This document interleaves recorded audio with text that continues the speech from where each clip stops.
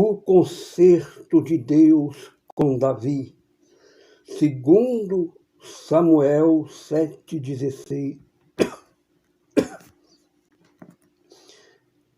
A tua casa e o teu reino serão firmados para sempre.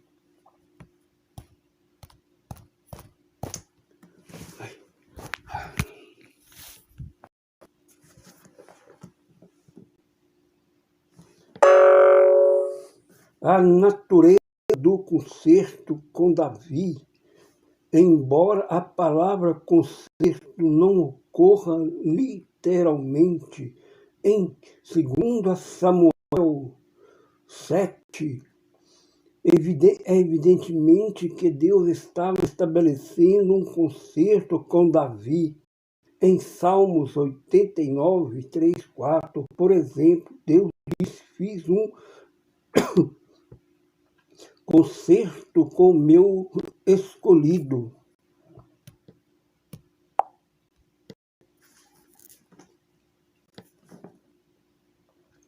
Jurei ao meu servo Davi, e tua descendência estabelecerei para sempre, e edificarei o teu trono de geração em geração. Ver também Salmos 89, 34, 36. A promessa de que o trono do povo de Deus seria estabelecido para sempre através da descendência de Davi é exatamente a mesma que Deus fez a Davi em 2 Samuel 7. Nota-se especialmente no versículo 14. Além disso, posteriormente, em 2 Samuel, o próprio Davi faz referência ao concerto eterno que Deus fez com ele. 2 Samuel 23, 5. Sem dúvida, aludindo a 2 Samuel 7, 2. Os mesmos dois princípios que operam noutros concertos do Antigo Testamento também estão em evidência que apenas Deus estabeleceu as promessas e os deveres do seu concerto, que espera que do lado humano houvesse o aceite com fé obediente. Vê o estudo o concerto de Deus com Abraão, Isaque e Jacó, e o concerto de Deus com os israelitas. Neste concerto de Deus com Davi, ele fez uma promessa de cumprimento imediato, que era estabelecer o reino do filho de Davi, Salomão, o qual edificaria uma casa para o Senhor, o templo, segundo Samuel 7, 11, 13. Ao mesmo tempo, a promessa de Deus de que a casa ou a cidadania de Davi duraria para sempre sobre os israelitas estava condicionada à fiel obediência de Davi e dos seus descendentes de Davi no trono em Jerusalém, desde que os governantes de Judá permanecessem em obediência e fidelidade a ele. Durante os 4 séculos seguintes, a linhagem de Davi permaneceu interrupta no trono de Judá. Quando, porém, os reis de Judá especialmente Manassés e aqueles que reinaram depois do rei Josias rebelaram-se continuamente contra Deus ao adorar ídolos e desobedecer a sua lei. Deus, por fim, os impediu de ocuparem o trono, permitiu que o rei Nabucodonosor de Babilônia invadisse a terra de Judá e sitiasse a cidade de Jerusalém, e finalmente destruísse a cidade juntamente com o seu templo. Segundo Reis 25 e segundo Crônicas 36. Agora o povo de Deus estava pela primeira vez desde a escravidão no Egito, sob o domínio de governantes estrangeiros. Jesus Cristo em revelação a este concerto. Havia, porém, um aspecto do concerto de Deus com Davi, que era incondicional, que o reino de Davi seria, por fim, estabelecido para sempre. A culminância da promessa de Deus era que a linhagem de Davi viria um descendente que seria o rei messiânico e eterno. Este rei dominaria sobre os fiéis em Israel e sobre todas as nações. Isaías 9, 6, 7, 11, 1, 10. Malaquias 5, 2, 4. Sairia da cidade de Belém, Malaquias 5, 4, 2. E o seu governo se estenderia até os confins da terra. Zacarias 9, 10. Ele seria chamado o Senhor, justiça nossa. Jeremias 23, 5, 6. E consumaria a redenção do pecado. Zacarias 13, 1.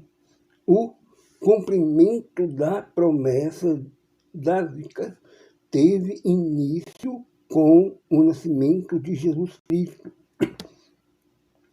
anunciado pelo anjo Gabriel a Maria, uma piedosa descendente da família de Davi. Lucas 1, 30, 33, Atos 2, 9, 35. Segundo, essa promessa foi um desdobramento do concerto feito em Gênesis 3,15, que predisse a derrota de Satanás através de um descendente de Eva. Gênesis 3,15, nota, foi um prosseguimento do concerto feito com Abraão e seus descendentes. Vê o estudo do concerto de Deus com Abraão, Isaque e Jacó. O cumprimento dessa promessa abrangia a ressurreição de Cristo dentre os mortos e sua exaltação à destra de Deus no céu. Atos 2, 29 e 33. De onde ele agora governa como Rei dos Reis e Senhor dos Senhores. A primeira missão de Cristo como Senhor exaltado foi o derramamento do Espírito Santo sobre o seu povo. Atos 1, 8, 2, 4, 33. O régio governo de Cristo caracteriza-se por um chamamento dirigido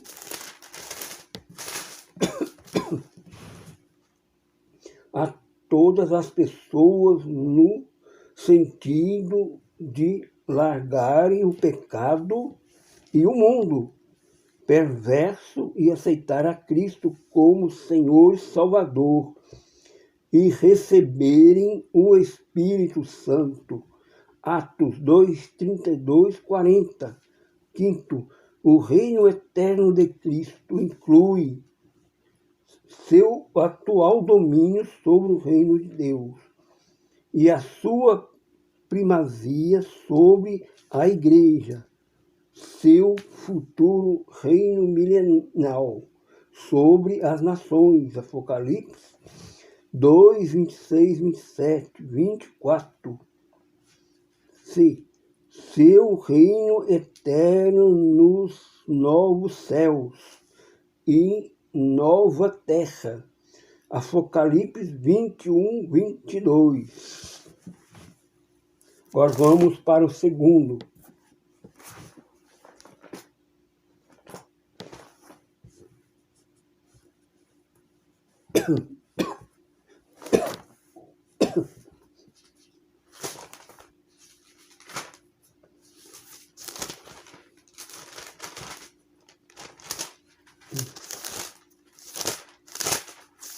Salmo 139. Os atributos de Deus.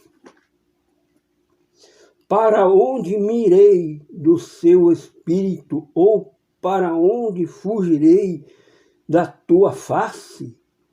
Se subir ao céu, tu aí estás. Se fizer no céu a minha casa, eis que tu ali estás também. A Bíblia não procura comprovar que Deus existe. Em vez disso, ela declara a sua existência e apresenta numerosos atributos. Muitos desses atributos são exclusivos dele como Deus, outros existem em parte no ser humano pelo fato de ser sido criado à imagem de Deus. Atributos exclusivos de Deus. Deus é onipotente, ele está presente em todos os lugares a um só tempo. O salmista afirma que não importa para onde formos, Deus está ali. Salmo 139, 7, 12. Jeremias 23, 23, 24. Atos 17, 17, 28. Deus observa tudo quanto fizemos. Deus é onisciente, ele sabe todas as coisas. Salmo 139, 1, 6, 147, 5. Ele conhece não somente nossos procedimentos, mas também nossos próprios pensamentos.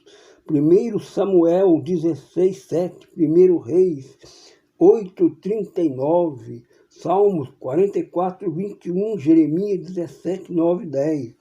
Quanto a Bíblia fala da presciência de Deus, Isaías 42, 9, Atos 2, 23, 1 Pedro 1, 2. Significa que ele conhece com precisão a condição de todas as coisas, de todos os acontecimentos inesquecíveis, reais, possíveis, futuro, passado ou predestinados. 1 Samuel 23, 10. 13. Jeremias 38, 17, 20. A presciência de Deus não substende determinismo, filosófico. Deus é plenamente soberano para tornar decisões e alterar seus propósitos no tempo e na história, segundo sua própria vontade e sabedoria. Em outras palavras, Deus não é ilimitado e a sua própria presciência. Ver num 14, 11, 20, 2 Reis 21:7. Vê o estudo, eleição e predestinação. Deus é onipotente.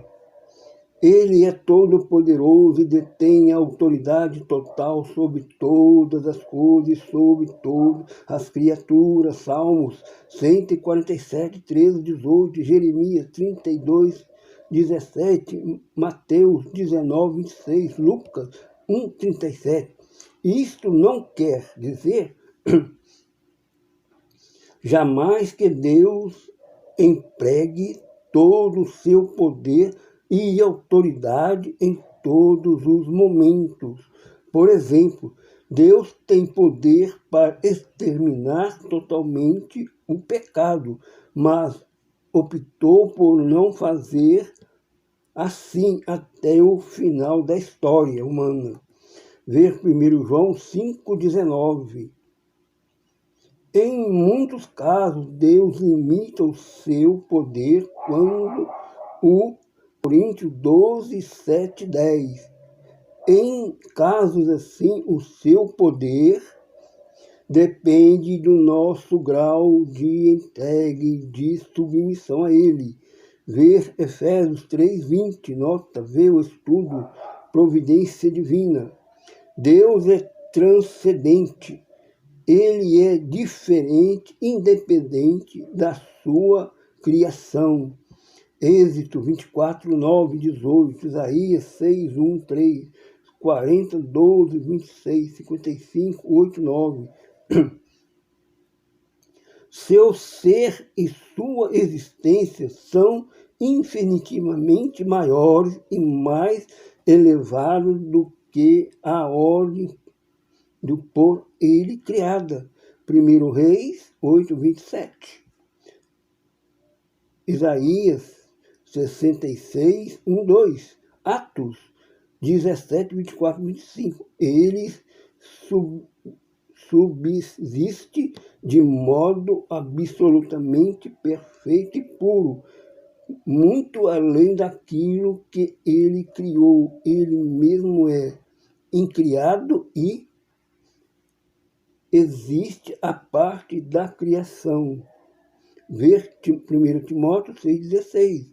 A transcendência de Deus não significa, porém, que ele não possa estar entre o seu povo como seu Deus.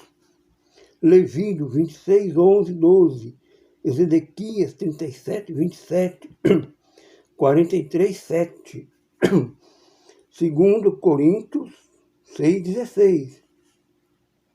Deus é eterno, ele é de eternidade em eternidade. Salmo 90, 1, 2. 102, 12. Isaías 57, 12. Nunca houve nem haverá um tempo, nem no passado, nem no futuro, em que Deus não existisse ou que não existiria. Ele não está limitado pelo tempo humano. Salmo 94, 2 Pedro 3,8. E é, portanto, melhor descrito como eu sou. Êxodo 13, 14. João 8, 58. Sexto, Deus é imutável. Ele é inalterável nos seus atributos, nas suas perfeições e nos seus propósitos para a raça humana. No 23, 19, Salmo 102, 26, 28, Isaías 41, 4, Mateus 3, 16, Hebreus 1, 11, 12, Tiago 1,17. Isto não significa, porém, que Deus nunca altere seus propósitos temporários ante o proceder humano. Ele pode, por exemplo, alterar suas decisões de castigo por causa do arrependimento sincero dos pecadores. Jonas 3, 6, 10. Além disso, ele é livre para atender às necessidades do ser humano e às orações do seu povo. Em vários casos, a Bíblia fala de Deus mudando uma decisão como resultado das orações perseverantes dos justos. Num 14:1. 20, segundo Reis, 22:6, Isaías 38:2-6, Lucas 18:1-8, vê o estudo, eleição e predestinação. A oração eficaz. Deus é perfeito e santo. Ele é absolutamente isento de pecado e perfeitamente justo. 1:31. Levítico 11, 44, 45. Salmos 85, 13, 145, 17. Mateus 5, 48. Adão e Eva foram criados sem pecados. Gênesis 1:31. Mas com a possibilidade de pecarem. Deus, no entanto, não pôde pecar. Num 23:19-2. 2 Timóteo 2:13, Tito 1:2, Hebreus 6:18. Sua santidade inclui também sua dedicação à realização dos seus propósitos e planos. Deus é trino e uno. Ele é um só Deus, Deuteronômio 6:4, Isaías 45:21, 1 Coríntios 8:5-6, Efésios 4:6, 1 Timóteo 2:5, manifesto em três pessoas, Pai, Filho, Espírito Santo. Mateus 28:19, 2 Coríntios 13:14, 1 Pedro 1:2. Cada pessoa é plenamente divina, igual às duas outras, mas não são três deuses, e um, sim, um só Deus. Ver Mateus 13:17, Marcos 1:11. Atributos morais de Deus. Muitas características do Deus único e verdadeiro, especialmente seus atributos morais, têm certa similitude com as qualidades humanas, sendo, porém, evidente que todos os seus atributos existem em grau infinitamente superior aos humanos. Por exemplo, embora Deus é o ser humano, possa a capacidade de amar num ser humano capaz de amar com o mesmo grau de intensidade, como Deus ama. Além disso, devemos ressaltar que a capacidade humana de ter essas características vem do fato de sermos criados à imagem de Deus, Gênesis 1:26-27.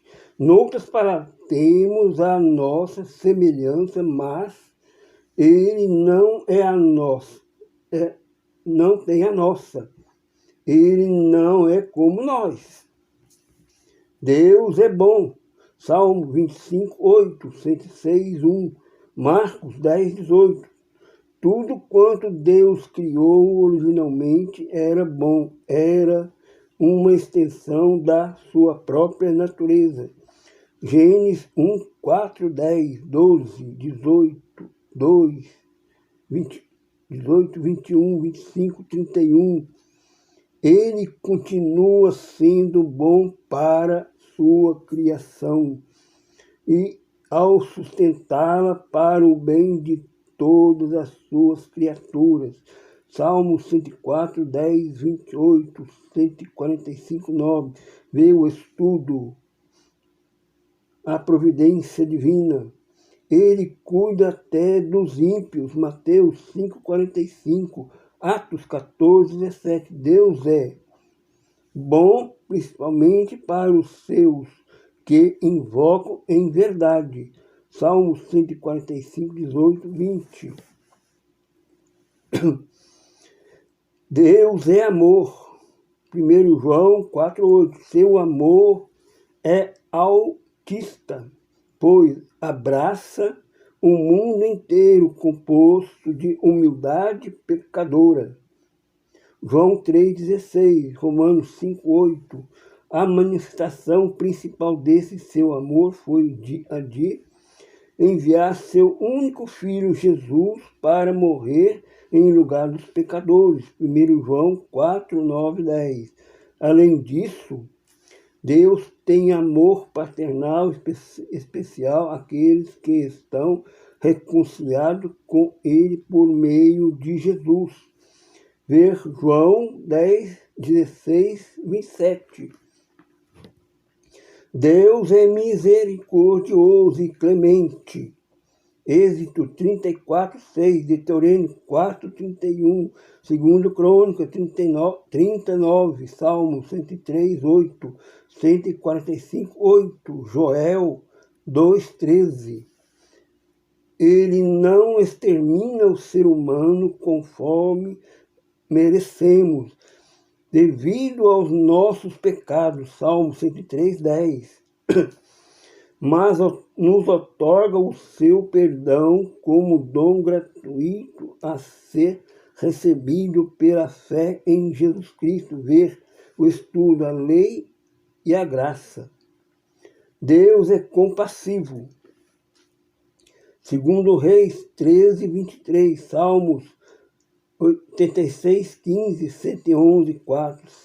Ser compassivo significa sentir tristeza pelo sofrimento de outra pessoa, como desejo de ajudar. Deus, por sua compaixão, pela humildade, proveu-lhe perdão e salvação. Salmo 78, 38. Semelhantemente, Jesus, o Filho de Deus, demonstrou compaixão pelas multidões ao pregar o Evangelho aos pobres, proclamar libertação aos cativos e dar vista aos cegos e pôr em liberdade os oprimidos. Lucas 4, 18, Mateus 9, 36, 14, 14, 15, 32, 20, 34, Marcos 1, 41, ver Marcos 6, 34. Deus é paciente e lento em irar-se. Êxodo 34, 6, Num 14, 18, Romanos 2, 4, 1 Timóteo 1, 16. Deus expressou esta característica pela primeira vez no Jardim do Éden, após o pecado de Adão e Eva, quando deixou de destruir a raça humana conforme era seu direito. Gênesis 2, 16, 17. Deus também foi paciente nos dias de Noé, enquanto a arca estava sendo construída. 1 Pedro 3, 20. E também foi paciente nos dias. E Deus continua demonstrando paciência com a raça humana pecadora. Ele não julga na devida ocasião, pois destruiria os pecadores, mas na sua paciência concede a todos a oportunidade de se arrependerem e serem salvos. 2 Pedro 3,9. Deus é a verdade. Deuteronômio 32, 4, Salmos 31, 5, Isaías 65, 16. João 3,33, Jesus chamou a si mesmo a verdade. João 14, 6. E o Espírito é chamado o Espírito da verdade. João 14, 17. 1 João 5, 6. Porque Deus é absolutamente fideligno e verdadeiro em todo quanto diz e faz. A sua palavra também é chamada a verdade.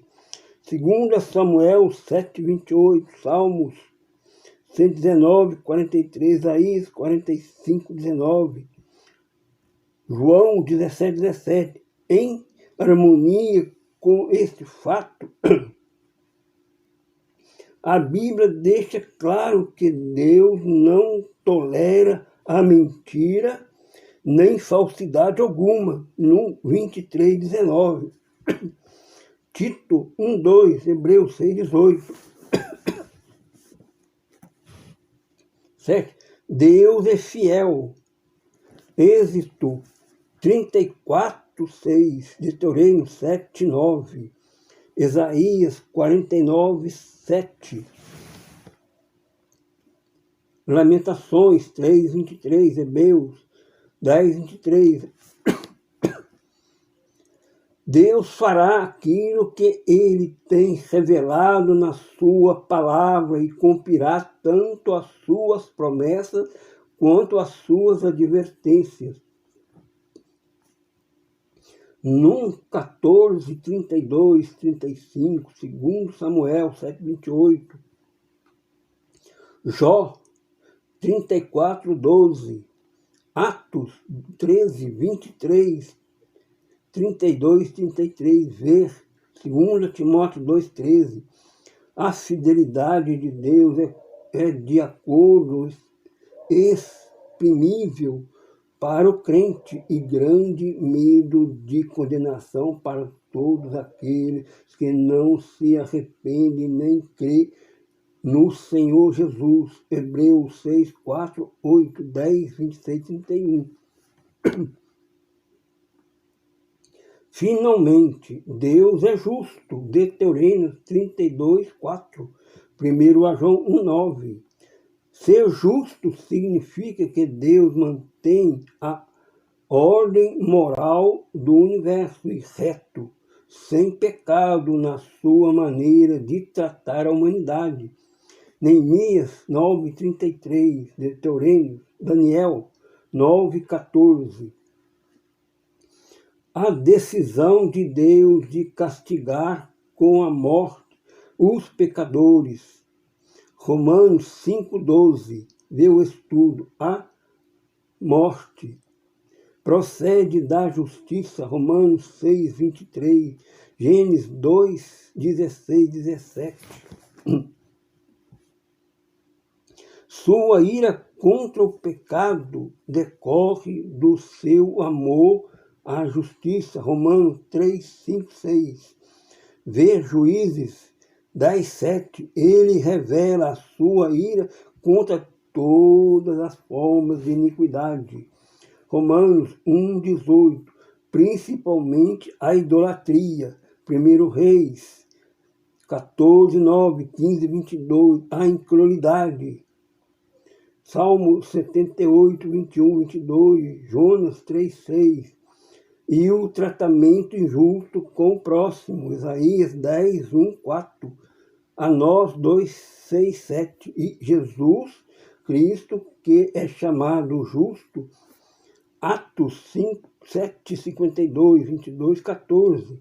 Atos 3, 14. Também ama a justiça e abomina o mal. Ver Marcos 3, 5, Romanos 1, 18. Nota Hebreu 1, 9. Note que a justiça de Deus não se opõe ao seu amor, pelo contrário, foi para satisfazer a sua justiça que ele enviou Jesus a este mundo como sua dávida de amor. João 3,16, 1 João 9, 4, 10. E como seu sacrifício pelo pecado em lugar do ser humano. Isaías 53, 5, 6, Romanos 4, 25, 1 Pedro 3, 18. A fim de nos reconciliar consigo mesmo. Ver 2 Coríntios 5, 18, 21. Notas. A revelação final de Deus fez de si mesmo está em Jesus Cristo. João 1, 18. Hebreus 1, 4. Noutras palavras, se quisermos entender completamente a pessoa de Deus, devemos olhar para Cristo, porque nele habita toda a plenitude e dignidade. Colossenses 2:29. Aleluias!